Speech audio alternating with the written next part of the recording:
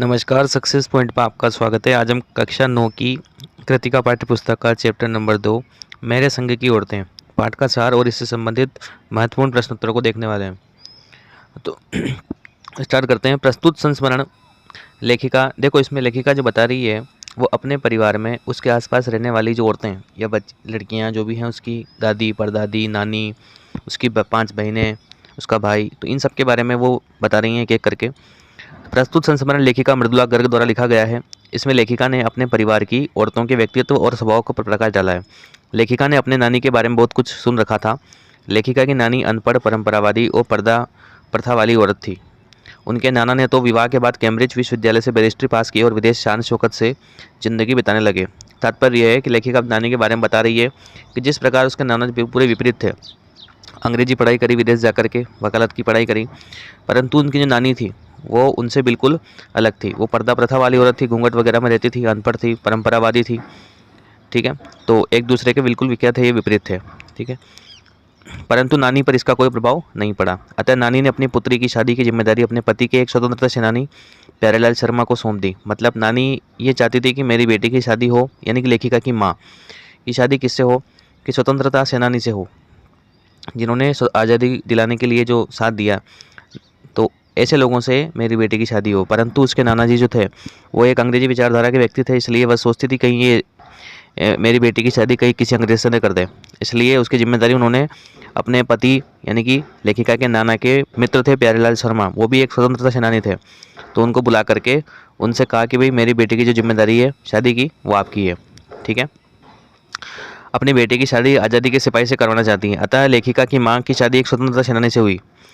वे अब खादी की साड़ी पहना करती थी, क्योंकि जाहिर सी बात है स्वतंत्र सेनानी की पत्नी बन गई है, तब खादी की साड़ी ही पहनेगी, स्वदेशी कपड़ों को पहनेगी, जो उनके लिए असहनीय थी। लेखिका अपनी माँ को कभी भारतीय माँ जैसा नहीं देखा था। मतलब भारतीय माँ कैसी होती है, उसका पूरा जो जीवन निकल जाता है वो बच्चों को पालने, खाना खिलाने, खाना बनाने, है ना, पति की देखभाल करने, बच्चों की देखभाल करने, घर का काम करने में निकल जाता है। परंतु वह कह रही है लेखिका कि मैंने अपने माँ को कभी भारतीय माँ जैसा नहीं देखा।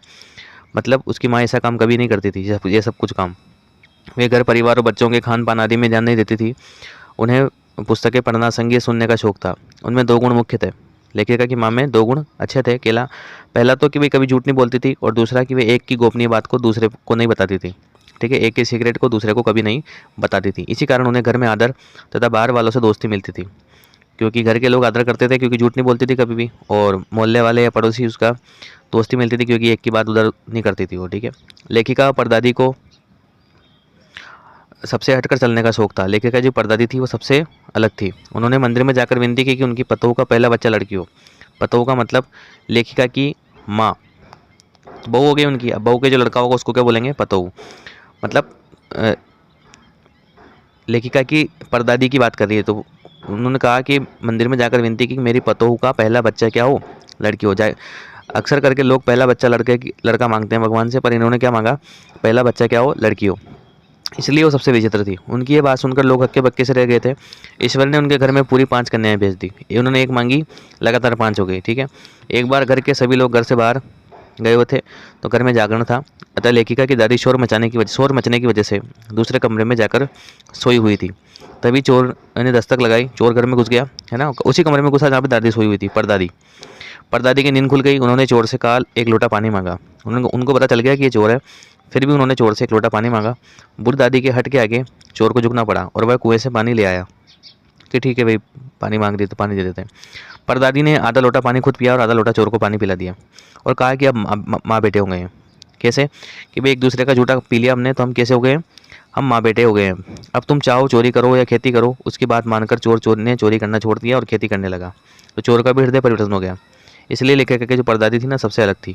लेखिका की बहनों में कभी ही इस हीन भावना की बात नहीं आई कि वे एक लड़की हैं। पहली लड़की जिसके लिए परदादी ने मन्नत मांगी थी वह मंजुला भगत थी। अब लेखिका अपनी बहनों के नाम बता रही है। सबसे पहली कौन सी थी, बड़ी बड़ी मंजुला भगत। दूसरे नंबर की लड़की खुद लेखिका मृदुला गर्ग थी, यानी कि लेखिका दूसरा नंबर पर थी। घर का नाम उम्माद थी, मतलब लेखिका का जो घर का नाम था वो क्या था, उम्माद। तीसरी बहन का नाम, और उसके बाद रेणु और अचला नाम की बहनें थी। ठीक है, इन 5 बहनों के बाद एक भाई राजीव था। ये नाम कट रहा है, मैं इसको डाल दूंगा बाद में, है ना। तीसरी बहन का नाम इसमें कटा हुआ है। उसके बाद रेणु और अचला नाम की बहनें थी। इन 5 बहनों के बाद एक भाई था जिसका नाम क्या था, राजीव। तो मतलब 5 तो बहनें हैं, इन 5 बहनों के नाम आपको याद रखने पड़ेंगे और एक भाई राजीव। लेखिका का भाई राजीव हिंदी में और अचला अंग्रेजी में लिखने लगी और रेणु विचित्र स्वभाव की थी। वह स्कूल में से वापसी के समय गाड़ी में बैठने से इनकार कर देती थी। मतलब वो सोचती थी कि मैं पैदल ही घर जाऊँगी, पैदल ही आऊँगी, पैदल ही जाऊँगी, ठीक है। इसलिए वह रेणु जो थी वो अलग स्वभाव की थी। तो देखो यहाँ से पता चल गया अपने को, है ना। और वह बीए पास करना भी उचित नहीं मानती थी, है ना। पैदल चलकर ही पसीने से तर होकर घर आती थी। उसके विचार सामंतवादी व्यवस्था के खिलाफ थे।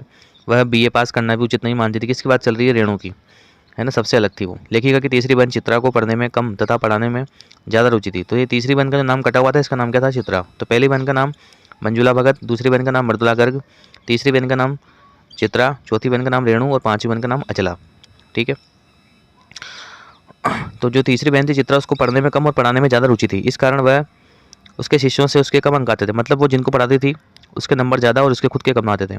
उसने अपनी शादी के लिए एक नशर में लड़का पसंद कर लिया था कि वो, और कहा था कि भी शादी करेगी तो उसी से करेगी, और फाइनली उसकी शादी उसी के साथ हुई।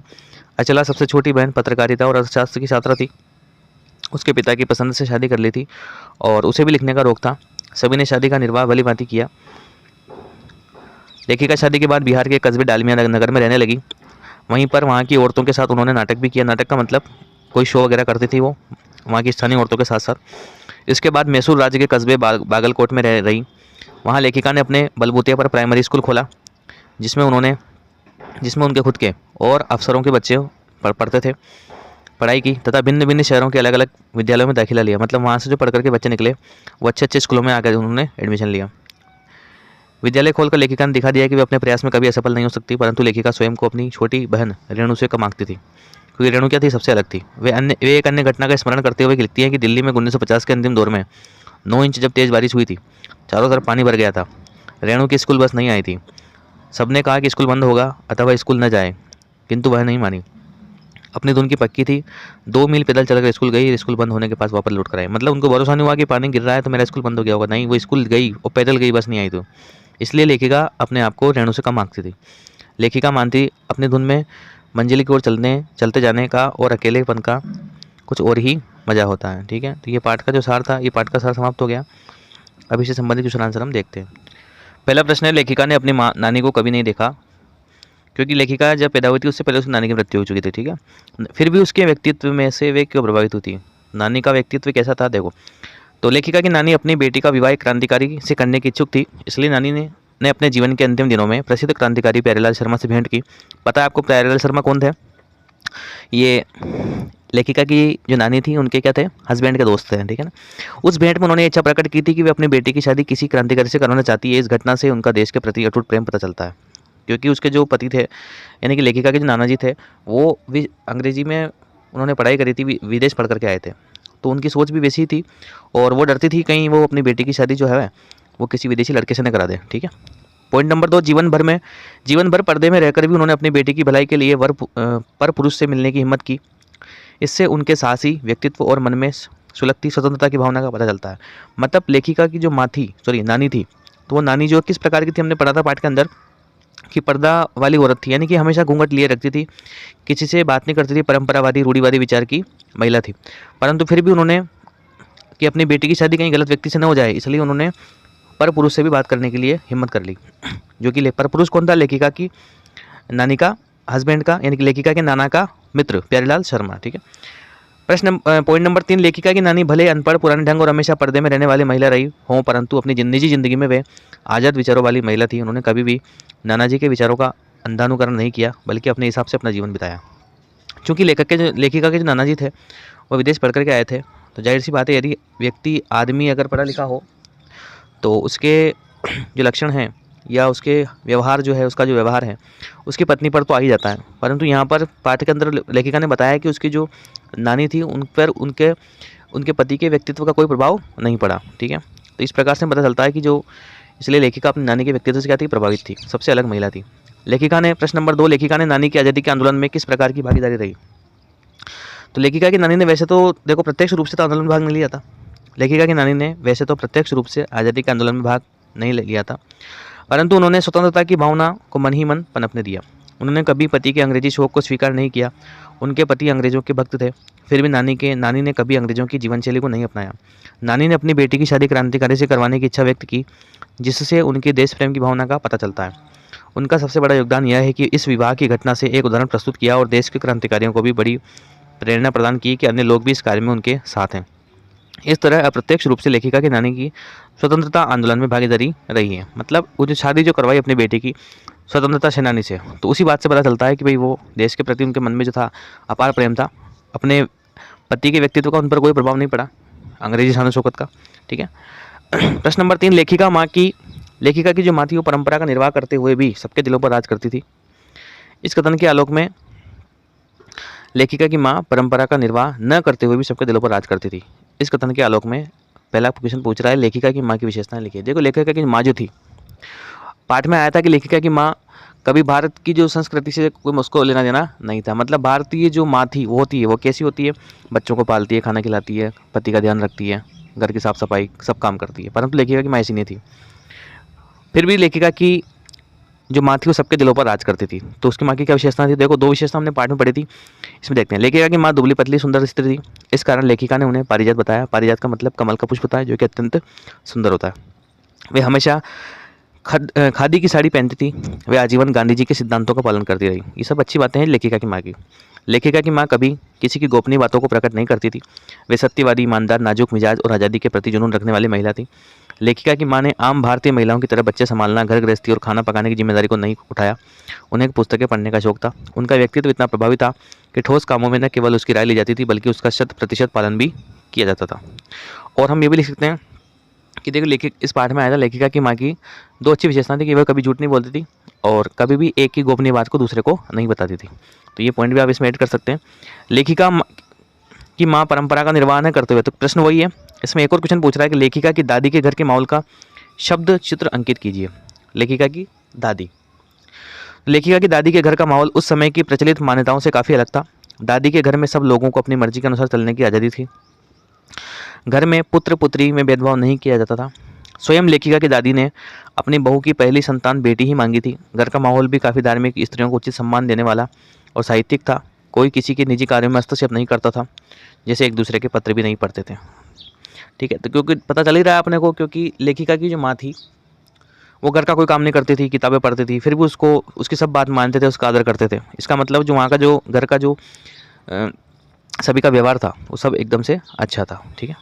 प्रश्न नंबर 4, आप अपनी कल्पना से लिखिए कि परदादी ने पतोह के लिए पहले बच्चे के रूप में लड़की पैदा होने की मन्नत क्यों मांगी। लेखिका की दादी स्वतंत्र विचारों वाली और साहसी महिला थी। उन्हें लीक से हटकर चलने की आदत थी। मतलब परिवार सबसे हटकर व्यवहार करती थी वो।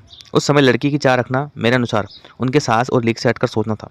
क्योंकि जब भी आज वर्तमान जीवन में भी हम देखते हैं कि पहली संतान की कल्पना लोग लड़के की ही करते हैं, परंतु उस इतने पुराने समय में भी जब रूढ़िवादिता चरम पर थी तब भी उन्होंने पहली संतान लड़की मांगी। इससे पता चलता है कि वो सबसे अलग थी। ठीक है। प्रश्न नंबर 5, डराने, धमकाने, उपदेश देने या दबाव डालने की जगह सहजता से किसी को भी सही राह पर लाया जा सकता है। पाठ के आधार पर तर्क सहित उत्तर दीजिए। डराने, धमकाने, उपदेश देने या दबाव डालने की जगह सहजता से किसी को भी सही राह पर लाया जा सकता है। यह बात हमें लेखिका की माता द्वारा चोर के पकड़े जाने पर उसके साथ किए गए व्यवहार से पता चलता है। चोर के पकड़े जाने पर लेखिका की माँ ने न तो चोर को पकड़ा और न पिटवाया, बल्कि उससे सेवा ली और अपना पुत्र बना लिया। उससे पकड़े जाने पर उसने उसे, देखो लेखिका की माँ नहीं थी, लेखिका की ये परदादी थी। ठीक है। माँ नहीं थी, ये गलत लिखा हुआ है, परदादी थी। क्योंकि उसकी परदादी सबसे अलग थी। जब चोर, आपको पता है हमने पाठ में पढ़ा है कि जब पास में कोई संगीत वगैरह का प्रोग्राम चल रहा था तब सब वहाँ पर गए हुए थे और शोर शराबे की वजह से परदादी जो है या दादी जो भी थी तो वो अलग कमरे में जाकर के सोई हुई थी। उस समय वो चोर प्रवेश कर गया। चोर प्रवेश करने के बाद उन्होंने उनसे क्या मांगा? 1 लोटा पानी मांगा था। दोनों ने आधा आधा पिया था। इस कारण उन दादी ने बोला था कि भाई अब तुम मेरे क्या बन गए हो? बेटे बन गए हो। अब तुम चाहो तो चोरी करो, तुम चाहो तो क्या करो? खेती करो। और चोर ने चोरी छोड़कर हमेशा के लिए किसको अपना लिया? खेती को अपना लिया। तो डराने धमकाने की बजाय सहजता से, प्रेम से भी किसी को सही रास्ते पर लाया जा सकता है। इसका तात्पर्य ये है। प्रश्न नंबर 6, शिक्षा बच्चों का जन्मसिद्ध अधिकार है। शिक्षा क्या है? बच्चों का जन्मसिद्ध अधिकार है। इस दिशा में लेखिका के प्रयासों का उल्लेख करो। शिक्षा बच्चों का जन्मसिद्ध अधिकार है। लेखिका ने बताया आपको प्राइमरी स्कूल खोला था। इस दिशा में लेखिका ने निम्न प्रयास किए। शादी के बाद जब लेखिका को कर्नाटक के छोटे से कस्बे बागनकोट में रहना पड़ा तो वहाँ उनके बच्चों के पढ़ने की कोई उचित व्यवस्था नहीं थी। अतः लेखिका ने वहाँ पर अंग्रेजी माध्यम स्कूल खुलवाने के लिए बिशप से प्रार्थना की, परंतु जब बिशप तैयार नहीं हुए तो उन्होंने अपनी कोशिशों तथा कुछ उत्साही लोगों की मदद से स्कूल खोला। उसे सरकारी मान्यता दिलाई जिससे स्थानीय बच्चों को शिक्षा के लिए दूर न जाना पड़े। और इस स्कूल में बताया आपको कि लेखिका के बच्चे और स्थानीय जो अफसर थे उनके बच्चे भी इसमें पढ़ा करते थे। ठीक है, प्रश्न नंबर अगला 7, पाठ के आधार पर लिखिए कि जीवन में कैसे इंसानों को अधिक श्रद्धा भाव से देखा जाता है। प्रस्तुत पाठ के आधार पर यह कहा जा सकता है कि ऊंची निस्वार्थ भावना वाले दृढ़ संकल्पी लोगों को श्रद्धा से देखा जाता है। जो लोग कभी झूठ नहीं बोलते, सच का साथ देते हैं, जो किसी की बात को इधर उधर नहीं करते हैं, जिनके इरादे मजबूत होते हैं, जो हीन भावना से ग्रसित नहीं होते तथा जिनका व्यक्तित्व सरल, सहज एवं पारदर्शी होता है।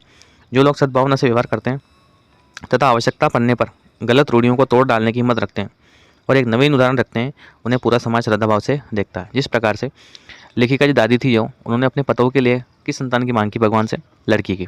तो उन्होंने एक परंपरा से हट करके व्यवहार किया। ठीक है, तो ऐसे लोगों को जो समाज है श्रद्धा भाव से देखता है।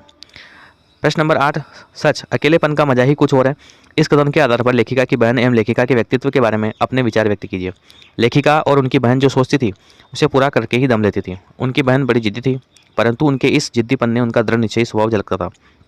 अत्यधिक बारिश होने के बावजूद, सबके मना करने के बावजूद लेखिका की बहन विद्यालय जाती है।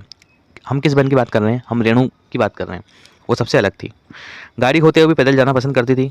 जो दूसरी ओर लेखिका जब डालमिया नगर में रहती थी तब उन्होंने स्त्री पुरुष के नाटकों द्वारा सामाजिक कार्यों के लिए धन एकत्रित किया, कर्नाटक में स्कूल खोला। ये सारी बातें लेखिका के स्वतंत्र व्यक्तित्व, हिम्मत, धैर्य और लीक से हटकर अपनी अलग राह चलने वाले तथा अलग पहचान बनाने वाले व्यक्तित्व की ओर संकेत करते हैं। तो इस प्रकार से महत्वपूर्ण क्वेश्चन आंसर में डिस्कस किए पाठ के। वीडियो को आप 1 से 2 बार देखिए, निश्चित रूप से आपको ये सारे क्वेश्चन आंसर याद हो जाएंगे। तो इसी प्रकार की वीडियो देखने के लिए सब्सक्राइब कर लो चैनल को। मिलते हैं नेक्स्ट वीडियो में। धन्यवाद।